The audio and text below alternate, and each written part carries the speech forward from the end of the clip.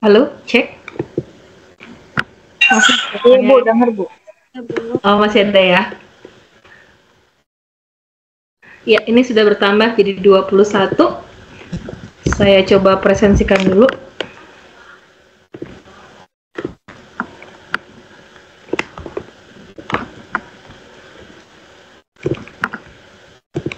Ini di tempat saya sih acak nih ya, tidak berdasarkan alfabet ya. Oke, yang pertama Nurul Arofah. Ada Nurul Arofah? Izin Bu, Iya. Izin kemana? izin ada kegiatan di luar. Oh, ada kegiatan di luar. Oke. Husnul Khotimah. Hadir, Bu. Oke. Hikmah Arfiti. Hadir, Bu. Sulesti. Hadir Bu. Eka Fitriana. Hadir, Bu. Sunanti. Ada Sunanti? Belum ada kabar? Oke, lanjut dulu ya. Elvin Lydia Ferdiana.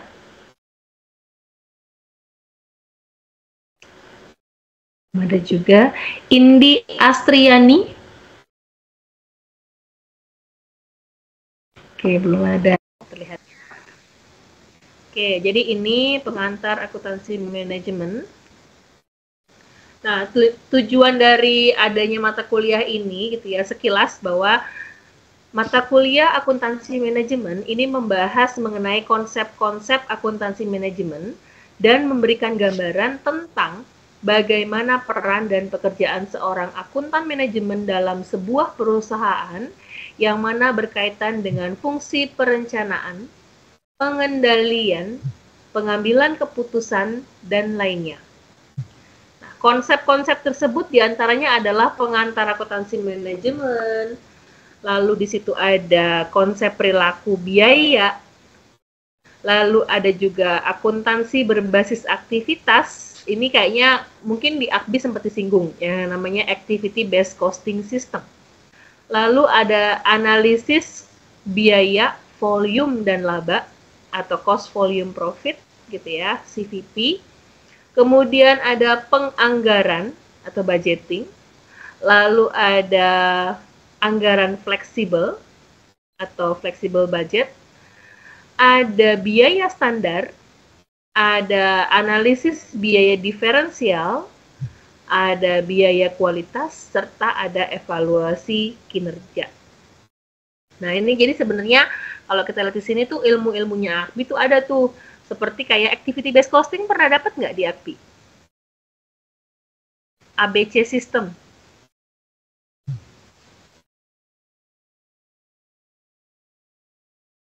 Belum ya? Oke. Lalu di situ nanti ada standar biaya. Jadi apakah biaya yang sudah kita anggarkan ini dengan realisasinya seperti apa kalau disandingkan gitu ya kan?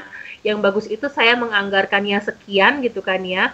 Misalkan saya menganggarkannya 20 juta. Harusnya realisasinya tidak boleh lebih daripada 20 juta gitu. Itu yang bagus untuk penganggarannya.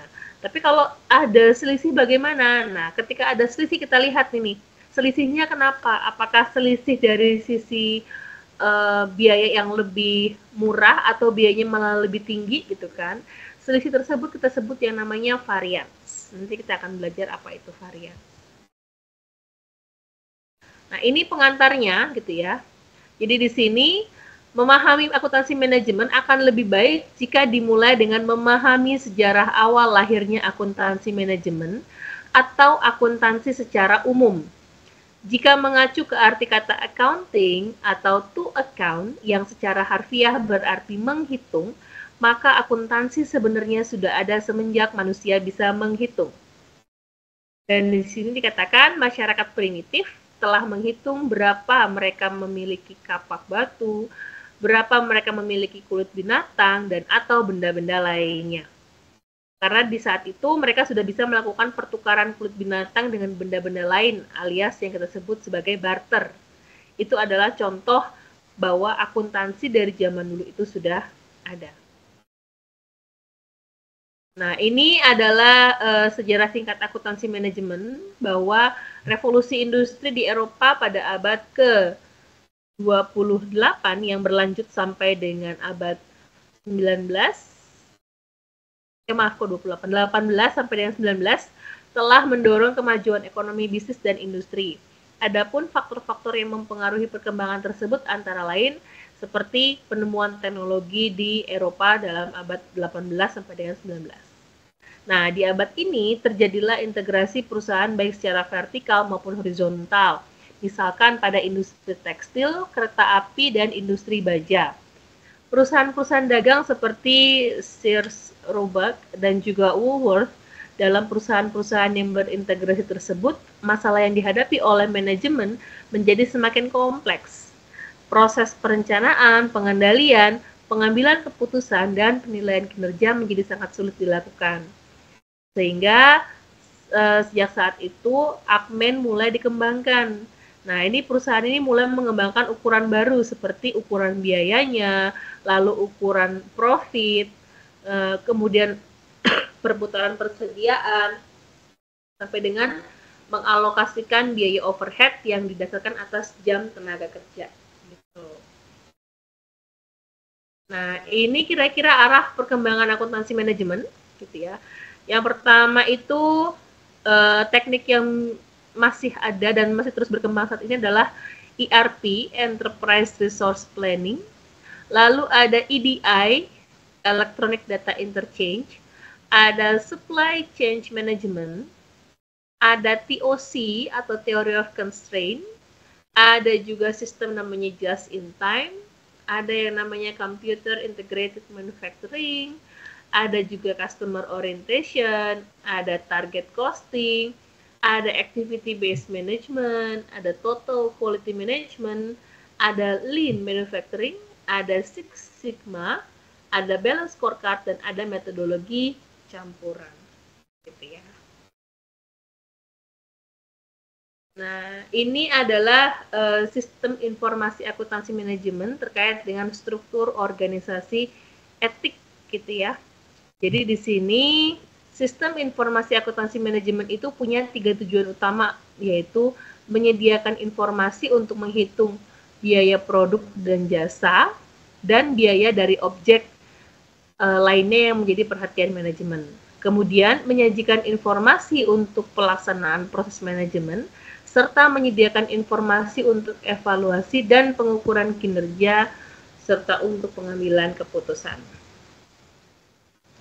Nah, kemudian di sini bedanya akuntansi keuangan dengan akuntansi manajemen dapat dilihat dari pengguna laporannya nih. Kalau akuntansi keuangan, pengguna lapornya itu adalah internal dan eksternal, tapi kalau untuk akuntansi manajemen itu khusus untuk internal saja. Lalu untuk periodenya, akuntansi keuangan itu artinya dia sistem pelaporannya fix. Kalau kita dari awal sudah menyebutkan satu periode sama dengan 1 tahun sekali, berarti setiap tahun harus menyajikan laporannya. Sedangkan untuk Akmen itu semuanya sebenarnya based on daripada kepentingan manajemen itu sendiri. Bisa jadi dari hasil yang setahun itu di breakdown per bulan, di breakdown per mingguan misalkan. Kenapa harus seperti itu? Karena mereka butuh aksi cepat atas kejadian-kejadian yang sudah terjadi. Bentuk laporannya seperti apa? Kalau akuntansi keuangan itu ada standarnya, kita menggunakan, kalau di Indonesia sekarang sudah menggunakan IFRS ya basisnya. Cuma tadi ketika saya lihat di buku modul pengakunnya, masih menggunakan US GAAP. Sedangkan untuk akuntansi manajemen itu bentuknya disesuaikan dengan kebutuhan dari perusahaan itu sendiri. Fungsinya, kalau akuntansi keuangan itu fungsinya sebagai bahan refleksi bahwa ini loh yang terjadi selama 1 tahun tersebut. Kalau akuntansi manajemen itu bukan cuma sebagai refleksi, artinya ke depannya saya nanti harus seperti apa supaya kinerjanya jauh lebih baik lagi. Ya. Kemudian perilaku etis Akuntan manajemen ini sebenarnya hampir semua akuntan itu sama. Yang pasti pertama punya sifat kejujuran. Yang kedua punya sifat integritas. Yang ketiga menepati janji. Yang keempat setia. Yang kelima fairness atau adil gitu ya. Keenam peduli terhadap orang lain. 7 hormat terhadap orang lain. Lalu 8 responsible citizenship. Kemudian 9 berusaha untuk mencapai tujuan yang terbaik, dan yang terakhir accountability. Jadi ini sebenarnya sama lah 11-12 sama semua akuntan ya. Pokoknya paling utama itu memang adalah integritas. Nah, sedangkan untuk kode etiknya sama ya. Untuk akuntansi manajemen sama seperti AKPI ya. Harus punya kompetensi, mampu menjaga kerahasiaan, memiliki sifat integritas, dan mampu menjaga kredibilitas. Bahannya cuma singkat sekali. Kenapa? Karena kita akan ada video yang akan kita tonton bareng-bareng, gitu ya. Semoga masih tetap bisa mengikuti. Kita lihat dulu untuk video yang pertamanya sebentar. Saya coba buka dulu.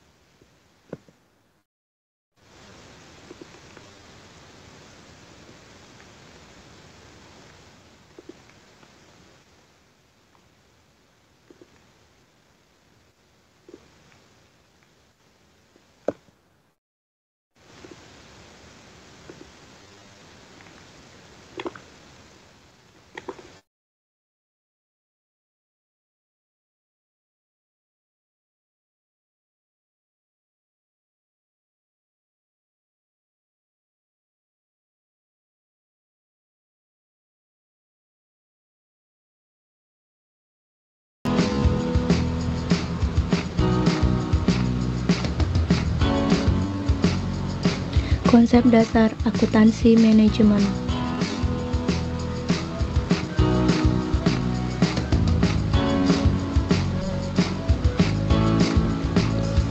Yang pertama, activity based management.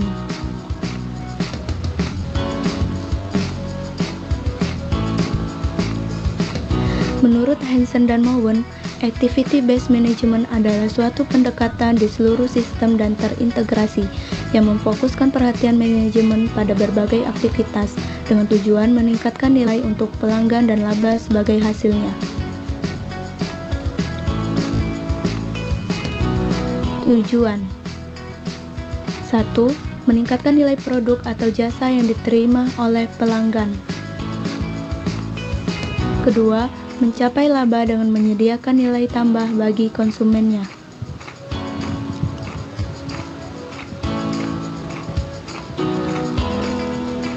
Manfaat 1. Menentukan wilayah untuk melakukan perbaikan operasi. 2. Meningkatkan nilai bagi pelanggan dengan mengidentifikasi sumber daya yang dipakai konsumen, produk, dan aktivitas.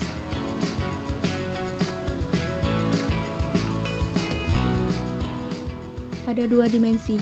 Yang pertama, dimensi biaya, yaitu memberikan informasi biaya mengenai berbagai sumber daya, aktivitas, dan objek biaya yang menjadi perhatian. Kedua, dimensi proses, memberikan informasi mengenai aktivitas apa saja yang dilakukan, mengapa harus dilakukan. Kedua, total quality management.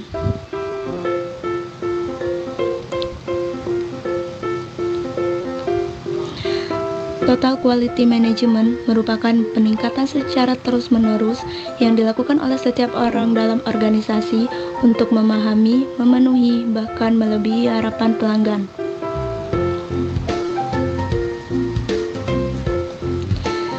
Manfaat TQM ada 3, yaitu bagi pelanggan, bagi institusi, dan bagi staf institusi.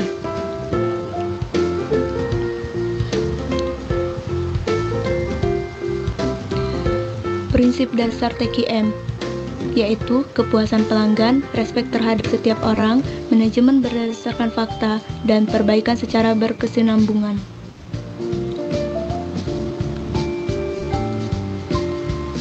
Unsur TQM: 1. Fokus kepada pelanggan.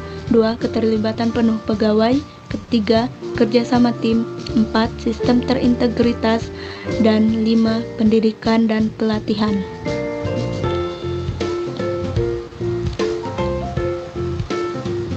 Lima pilar TQM, yaitu produk, proses, organisasi, pemimpin, dan komitmen. Ketiga, target costing.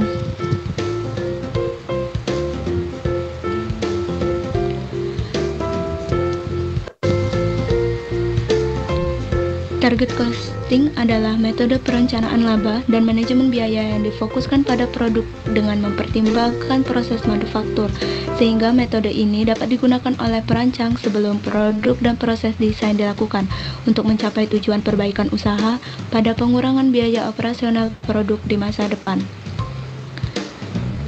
Cara menghitung biaya produksi menggunakan target costing. Biaya produksi sama dengan harga jual dikurang laba yang diinginkan perusahaan dari harga jual. Contoh, sebuah perusahaan X mempertimbangkan memproduksi mesin penggali baru dan ditargetkan meminta harga jual mesin penggali baru adalah 25 juta. Laba yang diinginkan oleh perusahaan adalah 5 juta per unit. Jadi, target cost yang dihitung adalah sebesar 20 juta.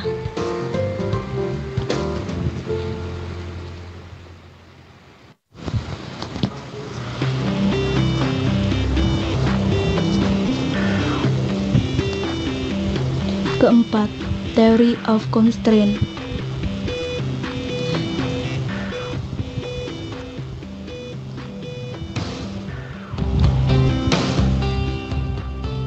Constraint merupakan sebuah filosofi manajemen yang membantu perusahaan dalam meningkatkan keuntungan dengan memaksimalkan produksinya dan meminimalisasi semua ongkos atau biaya yang relevan seperti biaya simpan, biaya langsung, biaya tidak langsung, dan biaya modal.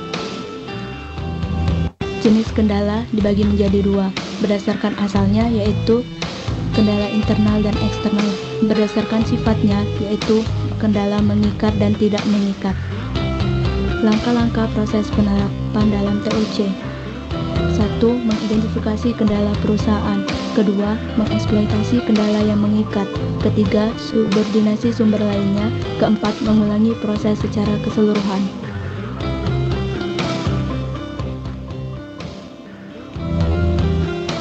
Kelima, just in time.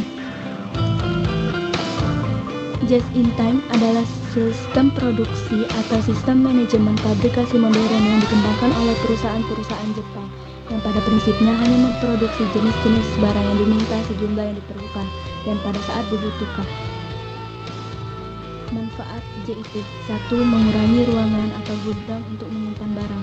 2. Mengurangi waktu setup dan penundaan jadwal produksi. 3. Mengurangi pemborosan barang rusak dan barang cacat dengan mendeteksi kesalahan pada sumbernya. Keenam, balance scorecard.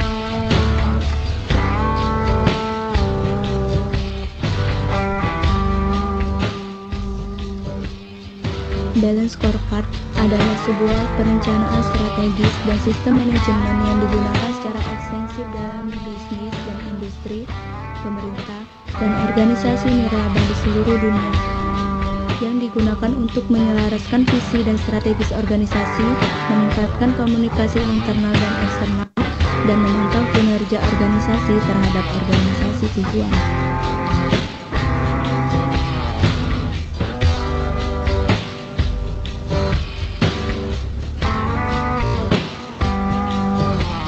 Manfaat balance scorecard: 1. Mengintegrasikan strategi dan visi perusahaan untuk mencapai tujuan.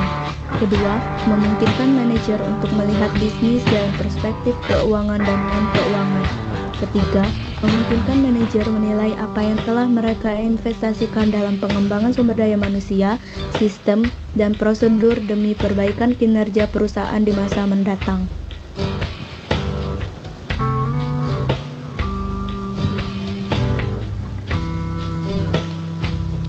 Langkah-langkah balance scorecard. Pertama, menerjemahkan visi, misi, dan strategis perusahaan. Kedua, mengkomunikasikan dan mengaitkan berbagai tujuan dan ukuran strategis balance scorecard. Ketiga, merencanakan, menetapkan sasaran, menyelaraskan berbagai inisiatif rencana bisnis. Keempat, meningkatkan umpan balik dan pembelajaran yang strategis.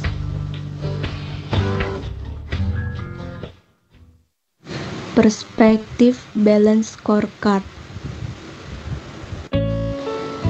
Pertama, perspektif finansial. 3 tolak ukur dalam perspektif finansial. 1. Pertumbuhan pendapatan dan kombinasi pendapatan yang dimiliki organisasi bisnis. 2. Penurunan biaya dan peningkatan produktivitas. 3. Penggunaan aset yang optimal. Kedua, perspektif customer. Perspektif customer terbagi menjadi 2 kelompok pengukuran. Pertama, customer core measurement dan customer value proposition.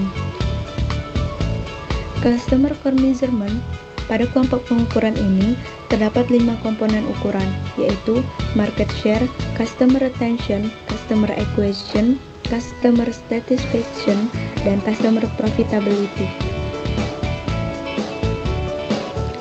Customer value proposition.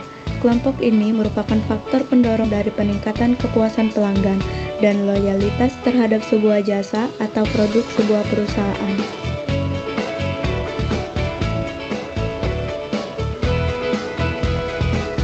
Ketiga, perspektif internal proses. Pada perspektif ini, terdapat 3 hal yang menjadi fokus perusahaan, yaitu proses inovasi, proses operasi, dan proses pasca penjualan.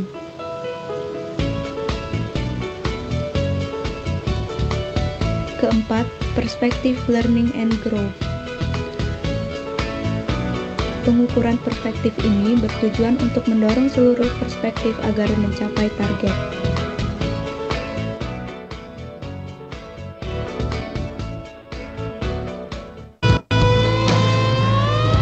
Ketujuh, good governance.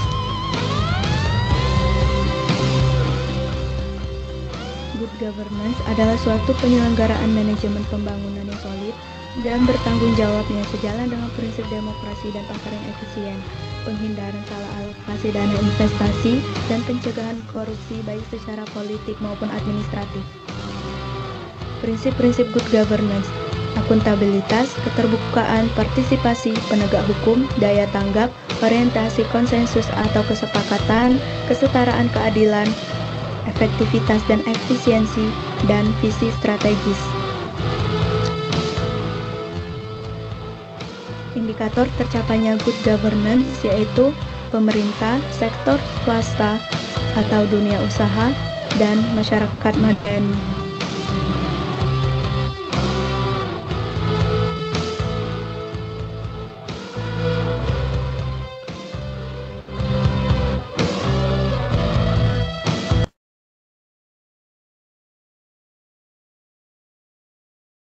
Oke.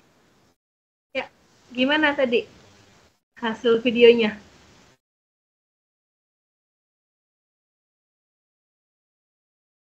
Cek.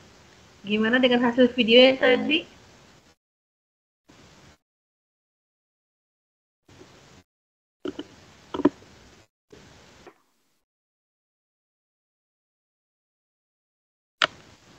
Halo, Bu. Ya. Gimana dengan videonya?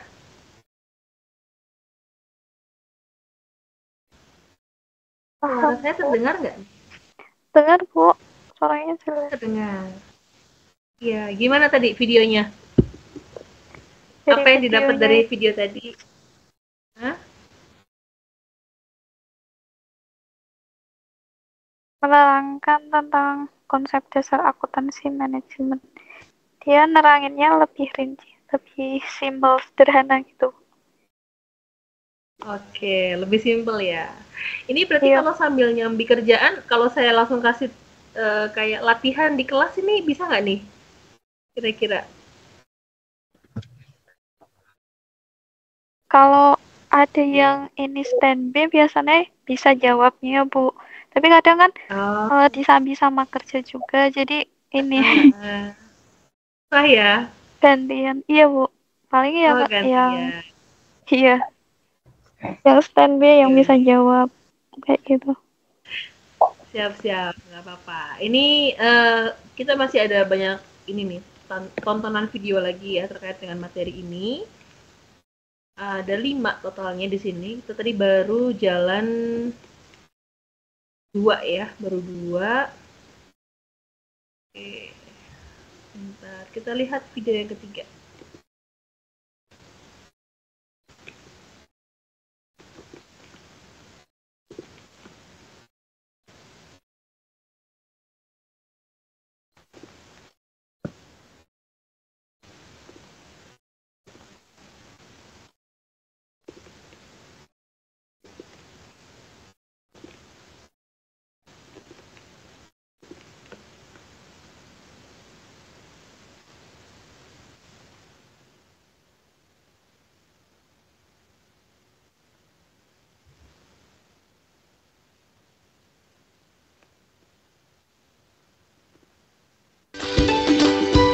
Audio Jungle.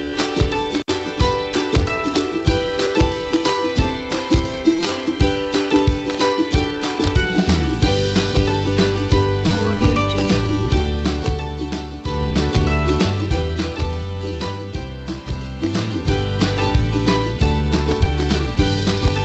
Audio Jungle.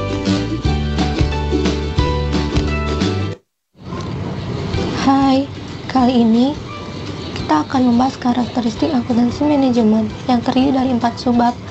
Yang pertama, pengertian akuntansi manajemen menurut Chartered Institute of Management Accountants.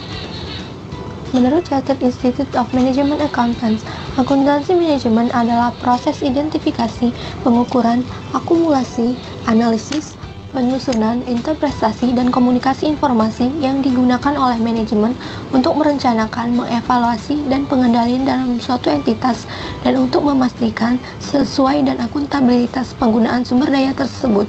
Akuntansi manajemen juga meliputi penyusunan laporan keuangan untuk kelompok dan manajemen seperti pemegang saham, kreditur, badan pengatur, dan otoritas pajak. Yang kedua, pengertian menurut Halim dan Supomo. Menurut Halim dan Supomo, akuntansi manajemen merupakan kegiatan yang menghasilkan informasi keuangan untuk manajemen sebagai dasar pengambilan keputusan dalam menjalankan fungsi manajemen.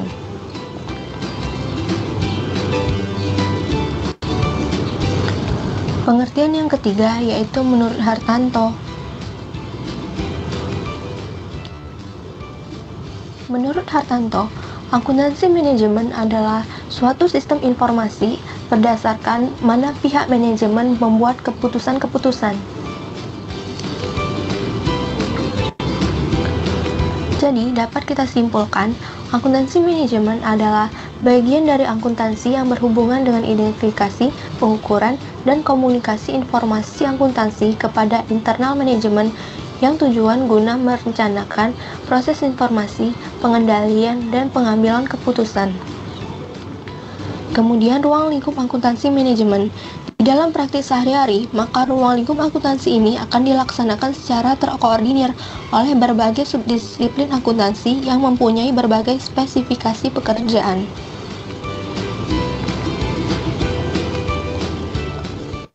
Selanjutnya, kita akan membahas manfaat akuntansi manajemen. Manfaat akuntansi manajemen dibagi atas 2, yaitu berdasarkan pihak yang membutuhkan informasi dan berdasarkan tipe informasi. Berdasarkan pihak yang membutuhkan informasi, itu terdiri dari pihak informasi dari manajer dan informasi untuk perusahaan itu sendiri.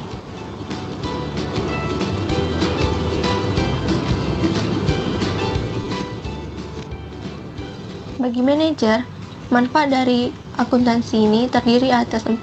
Sebagai acuan operasional, mempermudah dalam pengambilan keputusan, membantu proses pengawasan dan pengendalian.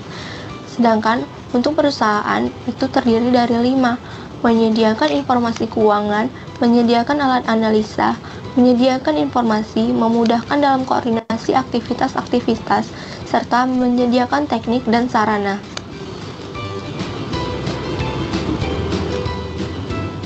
Kemudian, manfaat akuntansi manajemen berdasarkan tipe informasi itu terbagi dari 3. Informasi akuntansi penuh, akuntansi diferensial, dan informasi akuntansi pertanggungjawaban.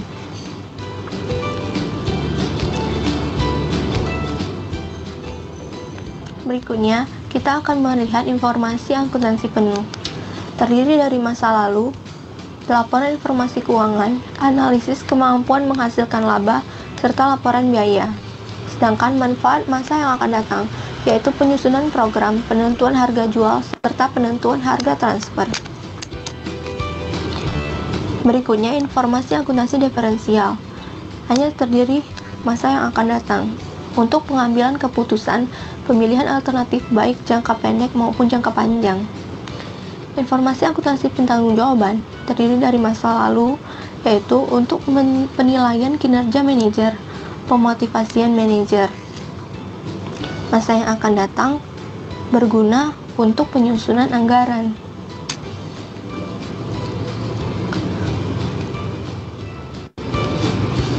Kemudian, apa saja persamaan dan perbedaan dari akuntansi manajemen dan akuntansi keuangan? Kita akan melihat persamaan dari akuntansi manajemen dan akuntansi keuangan terlebih dahulu. Persamaan yang pertama yaitu keduanya bersandar pada sistem informasi akuntansi. Akuntansi manajemen memanfaatkan seluas-luasnya data dari akuntansi keuangan yang dihasilkan secara rutin. Meskipun akuntansi manajemen memperluas dan menambah data tersebut. Persamaan yang kedua, prinsip akuntansi yang berterima umum dalam akuntansi keuangan kemungkinan besar juga merupakan prinsip pengukuran yang relevan dalam akuntansi manajemen. Berikutnya, kita akan melihat perbedaan dari kedua akuntansi tersebut. Yang pertama, berdasarkan tujuan utama. Akuntansi manajemen bertujuan untuk pihak internal perusahaan, yaitu para tingkatan manajer. Sedangkan akuntansi keuangan itu untuk pihak eksternal perusahaan, seperti pemerintah dan kreditur. Dasar penyusunan laporan. Akuntansi manajemen tidak berpatok pada PSAK, sedangkan akuntansi keuangan itu harus berdasarkan PSAK. Kemudian, orientasi laporan. Akuntansi manajemen berorientasi untuk masa depan, yaitu prediksi-prediksi. Sedangkan akuntansi keuangan berorientasi pada masa lalu. Kemudian bentuk laporan. Akuntansi manajemen itu terperinci untuk setiap kegiatan, divisi, dan jenis produk. Sedangkan akuntansi keuangan itu ringkas dan menyeluruh pada seluruh bagian perusahaan. Isi laporan. Akuntansi manajemen berisi anggaran, laporan biaya, laporan prestasi, dan lain-lain. Sedangkan akuntansi keuangan itu berisi laporan keuangan.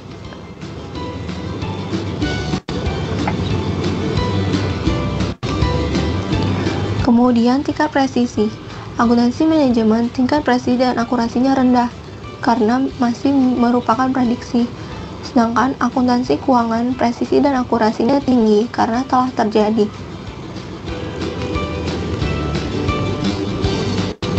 Kemudian sifat mandatori. Akuntansi manajemen tidak bersifat mandatori. Sedangkan akuntansi keuangan itu bersifat mandatori.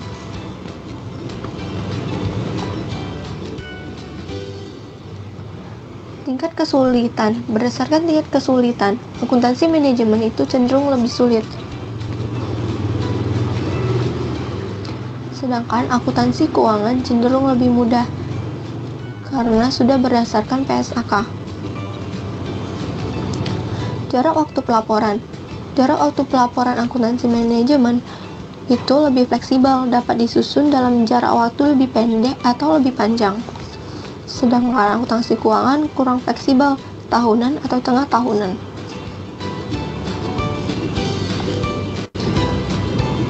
Kemudian, peran dan kedudukan akuntansi manajemen. Peran dan kedudukan akuntansi manajemen itu terbagi atas dua. Yang pertama, peran akuntansi manajemen sebagai suatu tipe informasi dan peran akuntansi manajemen sebagai suatu tipe akuntansi. Kita akan melihat peran akuntansi manajemen sebagai suatu tipe informasi, berisi fakta, data, pengamatan, persepsi yang menambah pengetahuan yang digunakan oleh manajer untuk mengambil keputusan. Selanjutnya, peran akuntansi manajemen sebagai suatu tipe akuntansi terdiri dari pencatat skor untuk menarik perhatian manajemen, dan yang terakhir, berperan sebagai penyedia informasi untuk pemecahan masalah. Sekian video dari kami, terima kasih. Untuk menjawab di kolom chat, sekarang itu ada di pukul 14:18, berarti 14:38 semuanya sudah di sini. Nanti jawabannya yang sempat mengetik silakan mengetik di sini, nanti kita bahas sama-sama. Bisa ya? Dijawab satu-satu atau semua, Bu? Semua. Semua. Jadi nanti langsung iya. Kan di sini kalau menjawab nanti langsung mereply-nya based on dari nama masing-masing, kelihatan kok di sini. Jadi itu saya masukkan sebagai bukti aktivitas kalian di sini. Baik, Bu. Oke, ya silakan. Ini saya tutup mic saya ya. Silakan 20 menit ke depan untuk dijawab. Selamat mengerjakan. Bahwa akuntansi keuangan penggunanya eksternal, lalu manajemen penggunanya internal. Ya, betul sekali. Untuk periode pelaporannya, akuntansi keuangan dibuat secara periodik gitu ya. Biasanya annual atau tahunan, semester atau semi-annual, atau tribulanan atau quarterly. Kemudian kalau Akmen, laporannya bisa dibuat kapan saja. Betul sekali. Yang ketiga bentuknya, kalau akuntansi keuangan sudah sesuai dengan standar akuntansi yang berlaku, untuk akuntansi manajemen tidak ada format yang baku. Fungsinya, kalau akuntansi keuangan itu memberikan gambaran kesehatan keuangan, sedangkan Akmen untuk membantu dalam planning, controlling, dan juga decision making. Betul. Dimensi waktunya, akuntansi keuangan itu fokus pada masa lalu, sedangkan Akmen itu fokus pada masa depan. Betul sekali. Untuk sisi akurasinya, akuntansi keuangan katanya harus sangat akurat karena harus sesuai dengan standar akuntansi yang berlaku. Sedangkan untuk Akmen tidak selalu harus seakurat akuntansi keuangan. Betul sekali. Sifatnya, kalau akuntansi keuangan tadi bersifat kuanti gitu ya. Kalau Akmen itu sifatnya bisa kuanti dan juga bisa kuali gitu ya. Jadi memang ada angka-angka yang sifatnya nanti berbentuk kuantitatif gitu kan. Nanti dari kuantitatif itu akan kita kualitatifkan. Jadi kita ukur secara kualitas bagaimana kualitas dari laporan yang dihasilkan tersebut.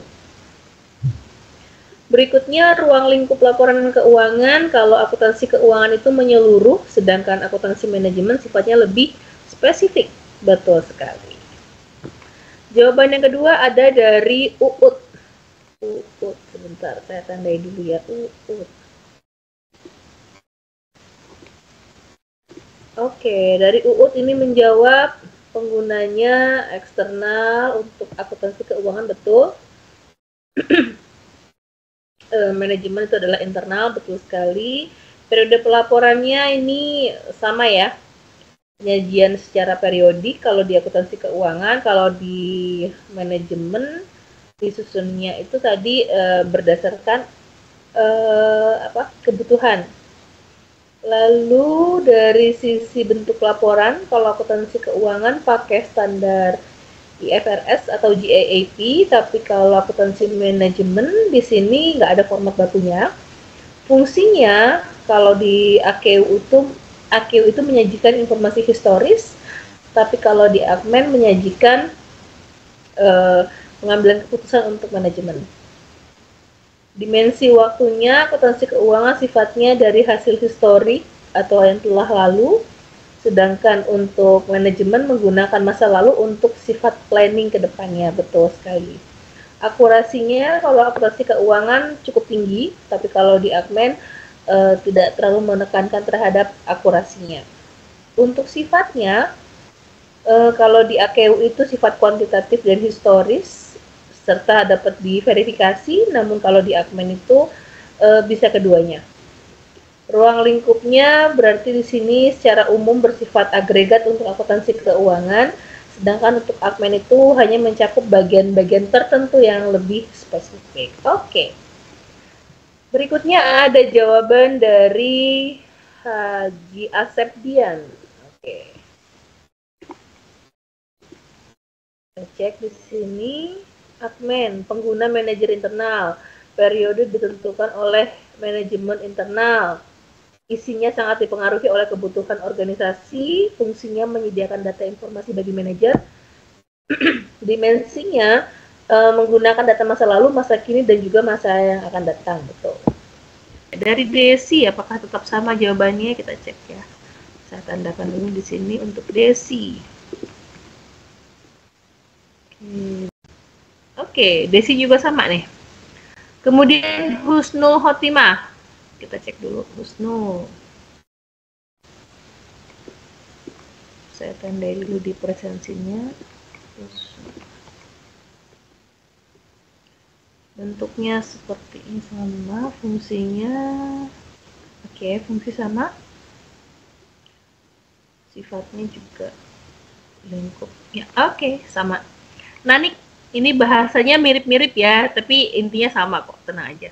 Nanik saya tandai dulu sih Nanik. Oke. Dari sisi pengguna, periode pelaporan.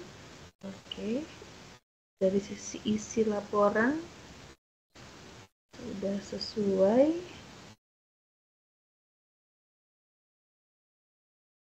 Dimensi waktu oke sudah.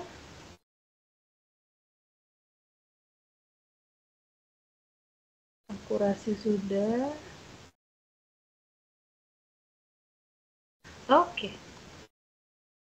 Next, Hikmah Arfiti. Saya cek Hikmah Arfiti. Dari Hikmah, pengguna laporan, Akmen, fokusnya ke... Oh, ini dua nih, Hikmah. Ada Hikmah di sini? Iya Bu, saya Bu. Iya, itu kayaknya kebalik ya di sana ya. Kalau saya baca di sini pengguna laporan, satu akuntansi manajemen fokus pada bagian tertentu, lalu akuntansi manajemen digunakan untuk pengambilan. Ini satu kalimat atau bagaimana ini? Atau salah? Yang atas harusnya akuntansi keuangan. Oh, yang atas yang keuangan Bu. Oh, yang atas keuangan. Salah. Oke, baik. Soalnya pas saya baca kok dua-duanya Akmen semua nih. Iya. Oke, periode pelaporannya betul, akuntansi keuangan, akuntansi manajemen tertentu, bentuknya menggunakan prinsip berlaku umum, manajerial tidak ada bentuk baku, betul. Fungsinya eksternal, ininya internal. Dimensi waktu, transaksi masa lalu, yang ini untuk fokus masa depan, betul. Akurasinya, tingkat akurasi cukup tinggi. Yang bawah, manajemen itu tergantung kebutuhan manajemen, betul sekali. Sifatnya, kalau di AKU lebih objektif, di Akmen itu lebih subjektif. Kemudian di lingkup laporannya, AKU itu meliputi keseluruhan perusahaan, sedangkan Akmen berfokus pada bagian tertentu. Oke, betul sekali. Next, ada Deni Ernawati. Saya tandai dulu Deni Ernawati. Oke, untuk Deni. Periodenya oke, bentuk laporannya oke. Fungsi oke, dimensi oke, sifat oke, ruang lingkup oke. Ya. Oke, sudah ada beberapa teman-teman di sini yang menjawab. Ya, yang lain nggak apa-apa, nanti bisa menyusul ya. Kalau sekarang nggak sempat di dalam room chat ini, nanti bisa disampaikan di grup WhatsApp, gitu ya. Nah, sekarang kita ada video yang keempat, masih ada 2 video lagi, kita tuntaskan dulu videonya ya. Saya akan share kembali untuk videonya.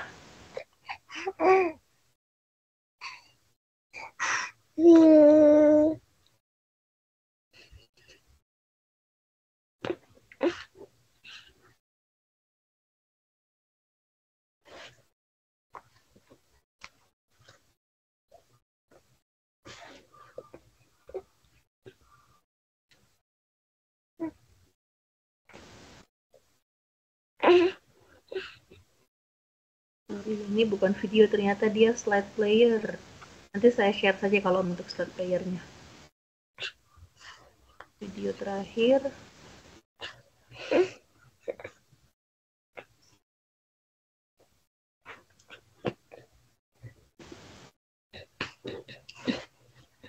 Oh, jurnal PDF. Oke. Baik, jadi nanti ini untuk yang terakhir, di sini ada slide player. Tapi ini tetap saya harus satu ya, di sininya dia nggak mau di. Saya akan kasih linknya, nanti kalian bisa lihat untuk linknya ya. Saya kopaskan di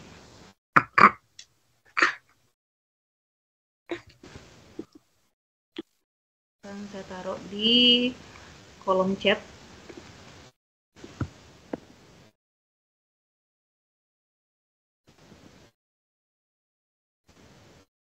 Itu ada link jurnal. Oke, ada link jurnal di sana. Nanti silahkan boleh kalian buka terkait dengan jurnal ini. Jadi ini untuk tugasnya ya. Untuk tugasnya silahkan dibuka untuk jurnal ini. Nanti setelah itu perintahnya akan saya masukkan di dalam LMS. LMS-nya bisa dibuka nggak sama kalian? Bisa, Bu. Ya, nanti perintah untuk pengerjaannya saya masukkan di LMS, nanti kalian submit hasilnya di sana. Ini tugas yang pertama. Lalu tugas yang kedua tadi terkait dengan slide playernya saya masukkan juga link. Seperti itu. Sampai di sini ada yang mau bertanya dulu? Ini sambil saya screenshot untuk bukti kehadiran. Silakan.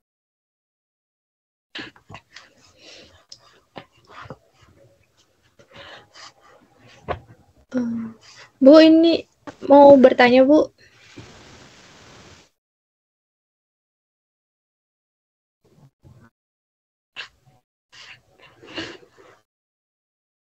Halo, Ibu.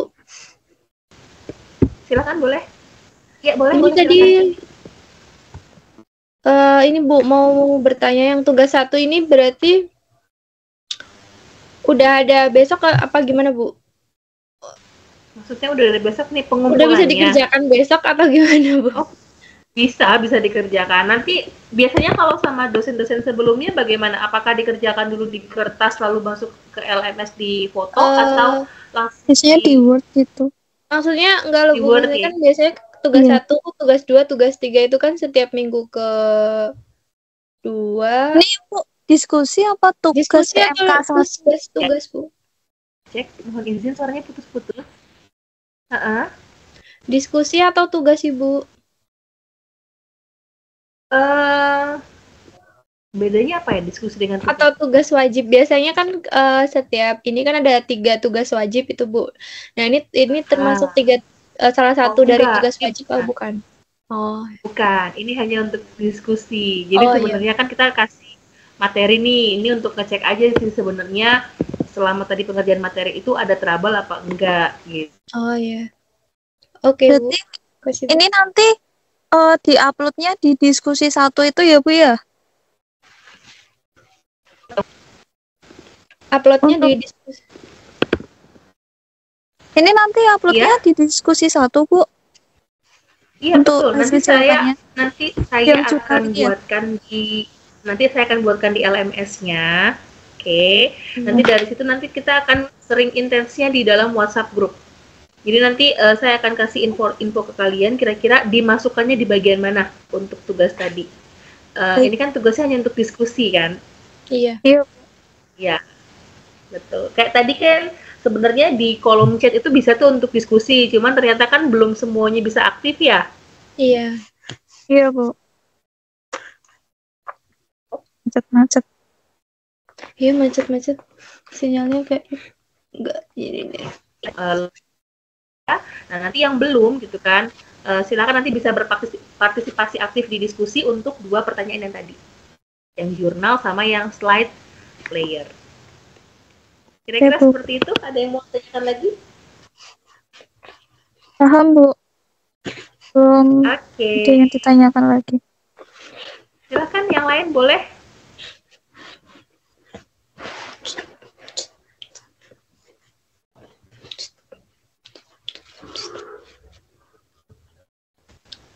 Belum ada? Ini by the way di sana udah jam berapa nih di sana?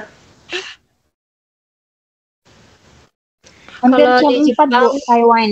di Jepang udah jam Taiwan 5 jam kurang 5. 4 sore. Ya, Bu. Kurang 4 menit lagi jam 4 sore. Oh, berarti beda sejam dengan Indonesia. Lalu yang lain gimana? Daerah yang lain? Kalau di Jepang kurang sama sih, Bu.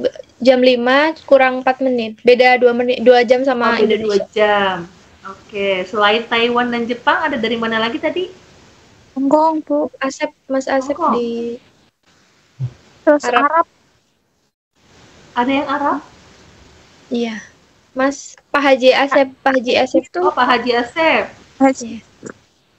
Izin Pak Haji. Di Arab jam berapa? Hajinya lagi sibuk ya Pak Haji ya? Belum bisa bersuara seperti ya Bu. Oh iya, nggak apa-apa. Tadi padahal ini loh aktif banget tadi di sininya bisa jawab di chat ke Iya. Bapak. Oke, ya sampai sini kira-kira ada pertanyaan lagi nggak sebelum kita tutup perkuliahan kita hari ini? Belum ada, Bu. Sementara Belum ada ya? nggak ada Bu. Belum ada. Oke, baik. Kalau belum ada, berarti untuk perkuliahan hari ini saya cukupkan sekian. Terima kasih atas kehadiran kalian. Sukses selalu dan sampai ketemu lagi minggu depan. Wassalamualaikum warahmatullahi wabarakatuh.